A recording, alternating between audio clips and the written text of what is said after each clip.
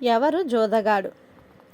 హేలాపురిలో ఒకప్పుడు ధనంతో జోదం ఆడటం పెద్ద నేరంగా పరిగణింపబడేది.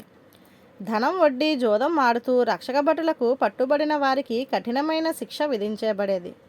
ఒకసారి ఓ నలుగురు ఆసాములు రచ్చబండ దగ్గర ధనం ఫణంగా పెట్టి మేకాపులి జోదం ఆడుతుండగా రక్షకభటులు వాళ్లను బంధించి న్యాయాధికారి వద్ద ప్రవేశపెట్టారు.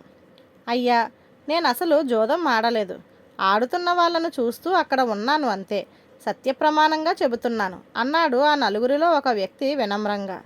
ఆ విషయం నమ్మిన న్యాయాధికారి ఆ వ్యక్తిని విడుదల చేశారు.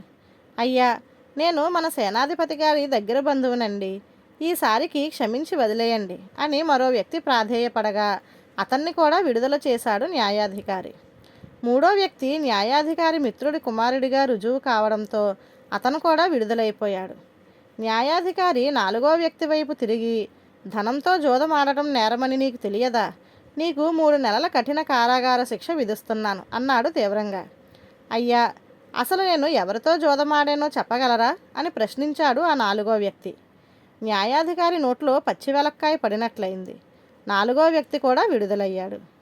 ధన్యవాదాలు.